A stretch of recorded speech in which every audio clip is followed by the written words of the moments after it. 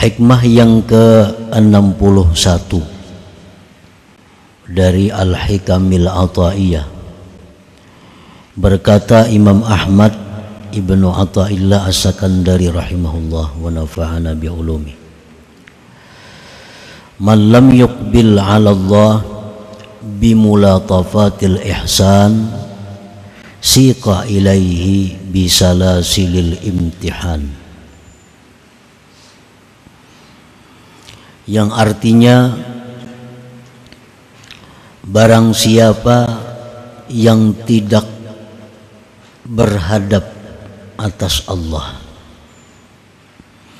dengan kelembutan perbuatan baik Allah, niscaya dia dihalau kepada Allah dengan rantai-rantai ujian.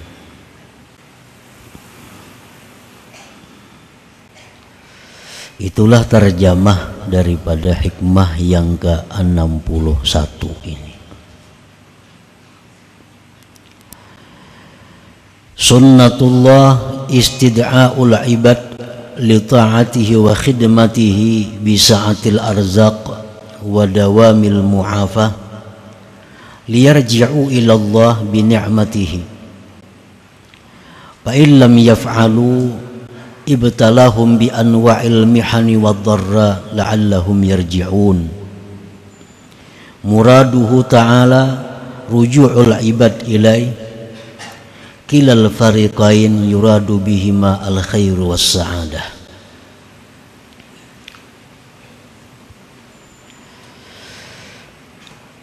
Penjelasan daripada hikmah yang ke-61 tadi. Bermula sunnatullah,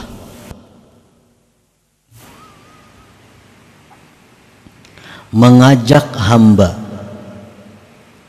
untuk taat kepadanya, mengabdi kepadanya dengan keluasan rezeki dan selalu afiat, agar mereka itu kembali kepada Allah dengan nikmatnya. Nah, maksudnya adalah bahwa Allah Ta'ala itu mengajak kita agar kita ini mencintai Allah, agar kita ini berhadap kepada Allah. Allah mengajak itu dengan memberikan berbagai macam nikmat, memberikan dengan berbagai macam rezeki, memberikan dengan berbagai macam kesehatan dan keapiatan.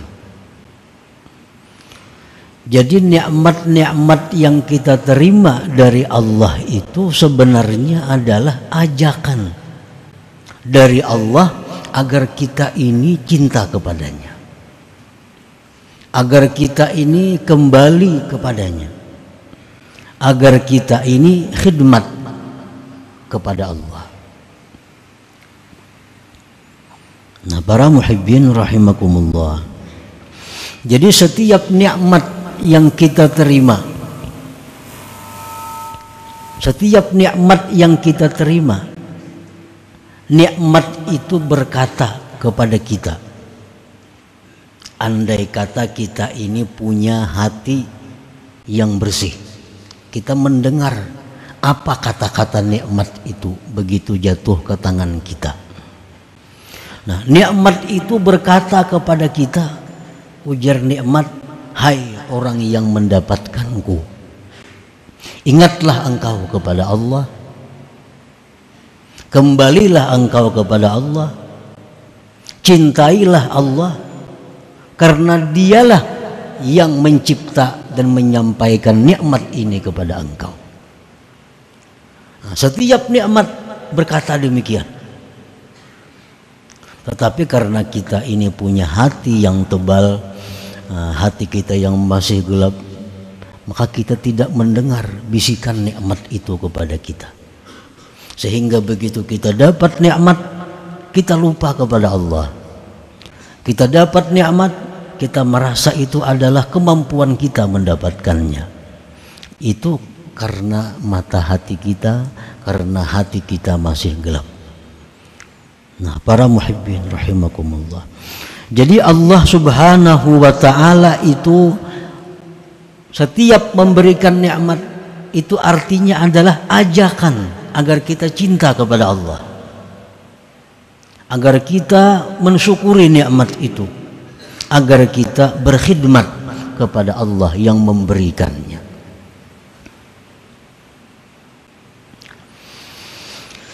Fa in lam yaf'alu, apabila mereka tidak memperbuat, dapat nikmat tapi mereka lupa kepada Allah, bahkan mereka gunakan nikmat itu untuk berpuya-puya, mereka gunakan nikmat untuk meluluskan hawa nafsu syahwatnya, mereka tidak menggunakan nikmat untuk menambah khidmat kepada Allah.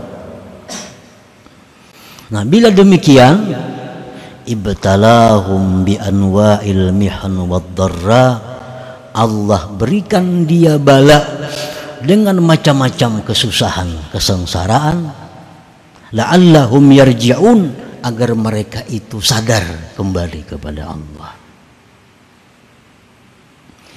Muraduhu ta'ala ruju'ul ibad ilaih, tujuan Allah itu hanya satu, adalah agar hamba ini kembali kepada Allah. Nah, jadi Allah berikan nikmat tujuannya agar kita kembali kepada Allah. Allah berikan kita kesengsaraan agar kita kembali kepada Allah. Kedua-dua kelompok tadi adalah orang-orang yang dikehendaki Allah kebaikan dan keberuntungan. Ini si Fulan. Nah, Fulan ini diberi Allah nikmat luar biasa, nikmat luasnya. Rezeki melimpah ruah. Siang malam datangan rezeki. Lawang bakunci dikatuk kurang. Daripada luasnya rezeki ini diberikan Allah. Tetapi orang ini kadang menjadikan nikmat itu sebagai alat untuk ingat kepada Allah. Nah, karena Allah sayang orang ini, Allah tarik nikmat itu. Allah tarik nikmat sehingga dia sengsara, sehingga dia menderita. Nah, dengan itu dia sadar, dia akhirnya kembali kepada Allah. Nah, jadi ada dua golongan manusia. Ada golongan manusia yang tanpa dipaksa dia sadar, dapat nikmat ingat kepada Allah, dapat nikmat dia tambah taatnya kepada Allah. Ini orang yang sadar. Ada orang yang tidak sadar, tetapi Allah menghendaki baik, orang ini ditarik Allah nikmatnya, disengsarakan oleh Allah agar dia selalu ingat kepada Allah Subhanahu wa ta'ala. Nah, para muhibbin rahimakumullah, ada orang waktu sihat kuat lupa kepada Allah, sembahyang kada, atau kadang-kadang sembahyang halal haram kada tahu halal haram, yang penting diambilnya waktunya sihat. Nah, begitu orang ini sakit stroke umpamanya, nah, kada kau lagi sudah stroke nih tuh, di kursi roda berjalan lagi. Lalu orang ini jadi selalu ingat kepada Allah. Begitu dia stroke, orang ini selalu ingat lawan Allah, zikir pekerjaannya. Dulu kada tahu zikir, sudah stroke ini zikir, salawat, ingat kepada Allah. Nah, Imam Ghazali mengatakan orang yang seperti ini jangan berubat baik garing. Baik garing. Imam Ghazali dalam Ihya Ulumuddin mengatakan bahwa orang yang seperti ini kada usah ke dokter, biar di kursi roda aja, karena dia banyak ingat kepada Allah. Ketimbang dia sihat, kelakuannya lupa kepada Allah, melanggar hukum-hukum Allah Subhanahu wa ta'ala.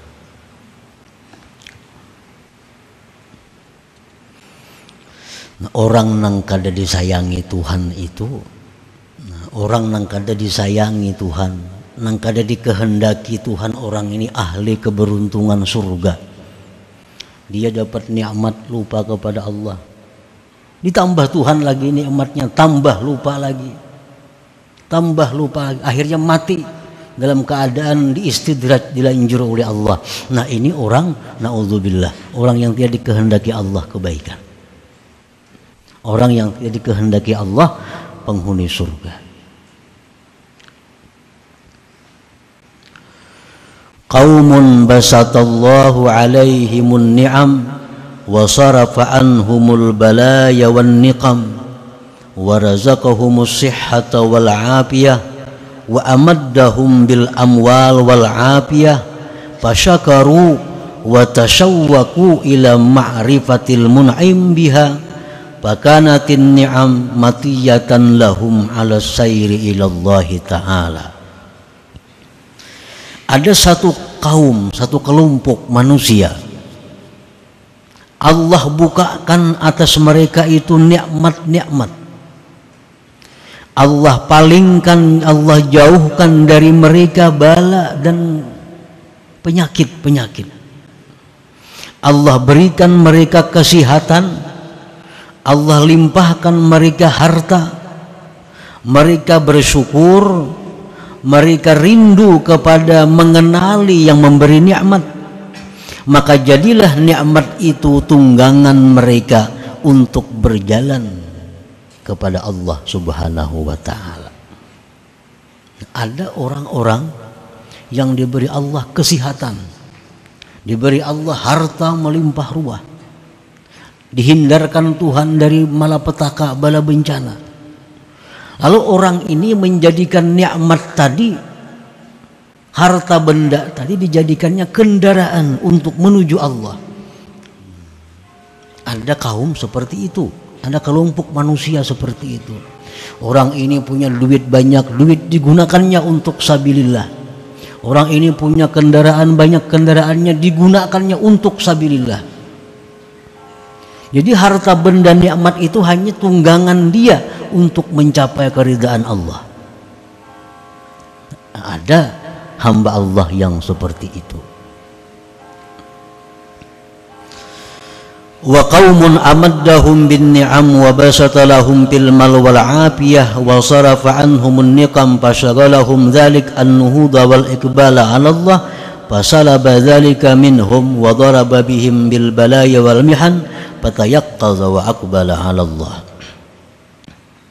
Ada pula satu kelompok manusia yang diberi Allah nikmat, diluaskan harta bendanya, disihatkan, dijauhkan penyakit bala bencana, maka yang demikian itu membuat dia sibuk daripada taat.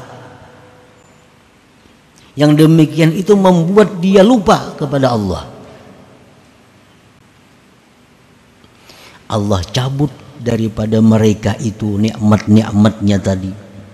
Allah datangkan bala bencana kepadanya, maka akhirnya dia jaga, akhirnya dia sadar dan berhadap kepada Allah, berkhidmat kepada Allah Subhanahu wa ta'ala.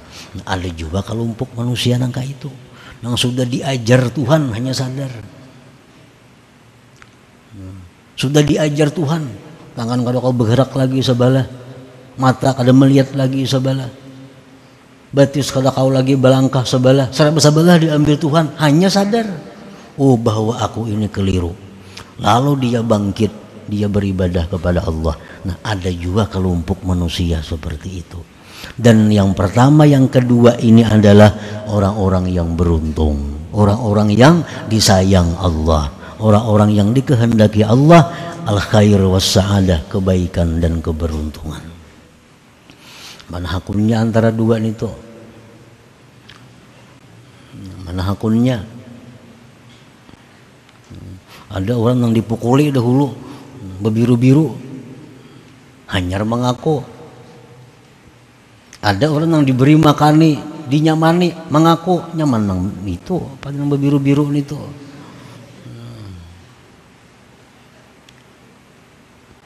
Itulah isyarat firman Allah dalam Al-Quran, walillahi yasjudu man fis samawati wal ardi taw'an wa karha. Artinya di muka bumi ini ada orang-orang yang taat kepada Allah dengan sukarela. Ada orang yang taat kepada Allah dipaksa. Ya tadi diambil sudah kesehatan, diambil Tuhan harta benda, hanya taat. Tapi kedua-duanya itu adalah beruntung. Kedua-duanya adalah disayangi oleh Allah Subhanahu wa taala. Nah, para muhibbin rahimakumullah. An-nasu ala salasati aqsam. Manusia terbagi 3 kelompok. Kelompok yang pertama disebut ahlus shimal. Artinya orang-orang kiri, orang-orang kiri. Wa ahlul yamin, yang kedua orang-orang kanan. Yang ketiga was-sabiqun, ada kelompok yang dinamakan as-sabiqun. Jadi manusia ini seluruhnya kan lepas daripada 3 kelompok itu. Ada orang kiri, ada orang kanan, ada orang yang cepat, yang melaju, as-sabiqun. Amma ahlu shimal fala kalama alaihim idla iqbala lahum 'ala Allahi asla. Adapun kelompok kiri, orang-orang kiri, fala kalama alaihim, itu kada perlu dibicarakan, karena mereka itu tidak berhadap kepada Allah sama sekali. Itu kada perlu diuraikan. Ini orang yang diperbudak oleh hawa nafsunya, diperbudak oleh duniawinya. Tujuannya adalah semata-mata untuk mencapai kesenangan dunia. Walaupunnya sembahyang, puasa, berzakat, naik haji, umrah, tapi tujuannya semuaan untuk kesenangan dunia. Ini sembahyang tujuannya supaya awak sihat. Ini berzakat tujuannya supaya hartanya bertambah. Ini puasa tujuannya supaya ini naik haji, semuaan tujuannya duniawi. Nah itu ahlus shimal. Itu kada perlu dibicarakan. Wa amma ahlul yamin, adapun orang-orang ahlul yamin, falahum iqbalun 'ala Allah lakin la khususiyyata lahum li'annahum iktafau bi zahiri syari'ah wa lam yaltafitu ila suluki tariqatin wala haqiqah. Adapun ahlul yamin, mereka itu orang-orang yang berhadap kepada Allah, tetapi orang ini tidak ada keistimewaannya, karena mereka itu hanya mencukupkan diri dengan zahir syariat,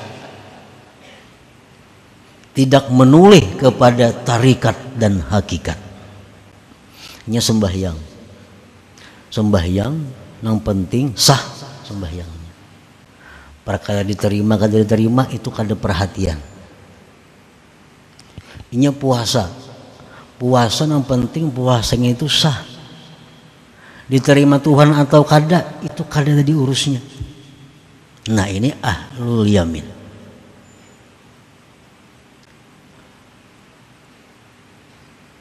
Ini kada menggali sembahyang itu kayak apa cara supaya murni bersih. Ini kada menggali apa hakikat dari sembahyang itu. Kan sembahyang itu ada tarikah, sembahyang itu ada caranya agar sembahyang ini menjadi sembahyang yang sampai kepada Allah. Sembahyang itu ada hakikatnya, yang bila mana kita mengetahui hakikat sembahyang, kita akan menjadi orang yang dekat dengan Allah.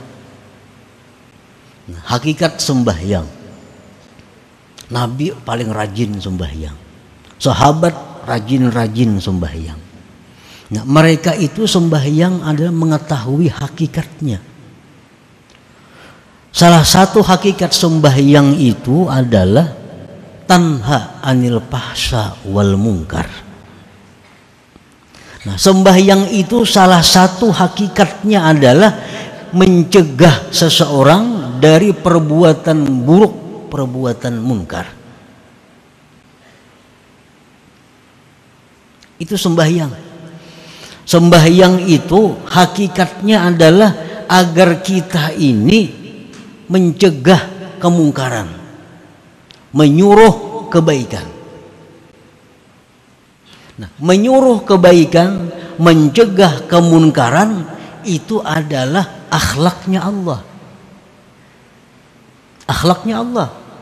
Kan Allah tuh mengajak kita kebaikan. Allah mengajak kita untuk berbuat baik, menjauhi yang munkar. Nah, kalau kita sembahyang itu dengan benar, maka hakikat sembahyang itu akan menjadikan diri kita ini mencegah yang munkar, menyuruh yang ma'ruf. Berarti akhlak kita ini berdekatan dengan akhlaknya Allah Subhanahu wa ta'ala. Itu salah satu hakikatnya sembahyang. Sembahyang itu sendiri kadang mendekatkan kita kepada Allah. Sembahyang itu sendiri kadang mendekatkan kita kepada Allah. Yang mendekatkan kita kepada Allah adalah hakikat sembahyang itu. Menjadikan diri kita ini berakhlak sama dengan akhlaknya Allah. Nah, orang ahlul yaminnya kada tahu urusan itu. Pentingnya sembahyang, pentingnya puasa, nya kada tahu hakikat itu macam apa, kada tahu. Nah, orang ahlul yamin ini walaupun berhadap kepada Allah, tapi tidak ada khususiyah, tidak ada keistimewaan bagi mereka. Wa ammas sabiqun, adapun orang-orang sabiqun. Nah, ini yang kita bicarakan. Orang-orang sabiqun ini ala kismain, dua macam. Kismun aqbala 'ala Allah bin ni'am pastaka ila ma'rifatil mun'im faja'ala an-ni'ama wasilatan ila al-wusul fa ahabbahu wa arrafah. Yang pertama adalah orang-orang yang berhadap kepada Allah, beribadah kepada Allah dengan ni'am, dengan nikmat. Dia menerima nikmat-nikmat Allah setiap hari. Lalu dia rindu, hendak tahu siapa yang memberi nikmat ini. Pastaqa ilal mun'im, dia rindu kepada yang memberi nikmat. Tiap hari memberi nikmat. Lalu inya rindu, hendak tahu siapa yang memberi aku nikmat tiap hari ini. Nah, maka dia jadikan nikmat itu adalah perantara dia untuk sampai mengenali Allah. Maka fa'ahabbahu wa arrafah, maka orang ini dicintai Allah dan Allah berikan dia ma'rifat. Nah, ini sabikun ngarannya, kelompok sabikun. Orang yang merasakan nikmat ini setiap hari datangnya dari Allah, lalu dia hendak tahu lawan Allah itu kayak apa caranya supaya tahu lawan Allah. Dia jadikan nikmat-nikmat itu kendaraannya untuk mengenali Allah. Akhirnya Allah cinta kepadanya dan Allah berikan ma'rifat kepadanya. Nah, itu golongan ashabul yam, as-sabiqun yang pertama. Wa qismun aqbala 'ala Allah bi dhurubil balaya wal mihan faja'ala sabra 'alaiha war ridha wasilatan fa ahabbahu wa arrafa. Sabikun yang kedua, orang yang berhadap kepada Allah melalui bala bencana, melalui penyakit-penyakit. Diberikan Allah bencana harta, diberikan Allah penyakit, maka dia sabar. Dia sabar dan dia ridha. Maka dia jadikan sabar dan ridha itu wasilah dia untuk mendapatkan dari Allah. Ahabbahu wa arrafah, maka karena dia sabar, karena dia ridha dengan bala bencana, dengan penyakit dan sebagainya, Allah cinta kepadanya dan Allah berikan pula makrifat kepadanya. Nah itu as-sabiqun juga ngarannya. Nah, para muhibbin rahimakumullah, jadi kesimpulannya bahwa yang ingin kita capai adalah menjadi orang-orang yang sabiqun. Tujuan kita yang pertama agar kita itu makrifat kepada Allah melalui nikmat-nikmat yang diberikan Allah. Kalau itu kada mampu, jalan yang kedua kita makrifat kepada Allah melalui bala bencana, penyakit dan malapetaka. Yang penting intinya adalah fa'ahabbahu wa arrafah, Allah cinta kepada kita dan Allah berikan makrifat kepada kita, baik jalan nikmat atau jalan nikmah, jalan bencana atau malapetaka. Nah, para muhibbin rahimakumullah, selanjutnya hikmah yang ke-62. La hadratin Nabi sallallahu alaihi wasallam, al-Fatihah.